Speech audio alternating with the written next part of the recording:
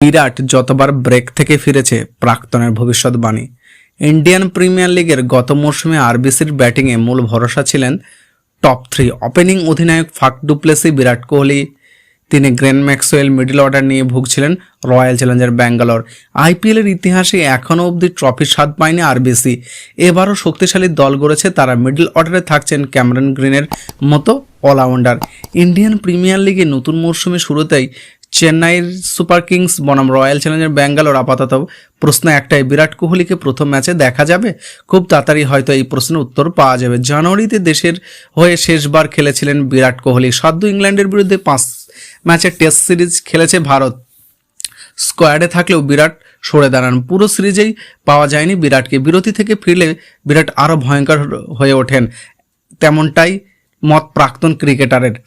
Indian premier লিগের মতো গত মরশুমে আরবিসি ব্যাটিংয়ের ভরসা ছিলেন টপ 3 ওপেনিংয়ের অধিনায়ক Faf du Plessis, Virat Kohli.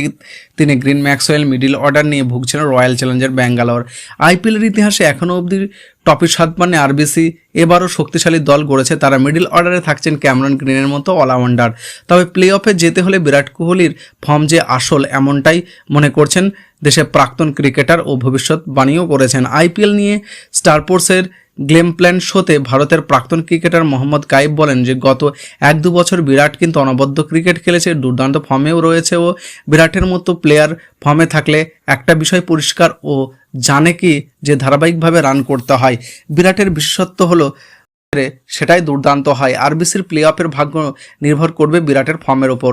আরবিসির টিমে যতই গ্রিন ম্যাক্সওয়েল কিংবা ফাফ ডু প্লেসি থাকুক, বিরাটের ফর্মে বাড়তি আস্থা কাইফের।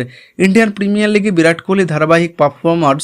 গত সংস্করণে 53-25 গড়ে এবং 639 রান করেছেন বিরাট কোহলি। এবার বিরতি নিয়ে ফিরছেন কাইফের কথার মতো বিরাটের জন্য দুর্দান্ত আইপিএল হতে চলেছে।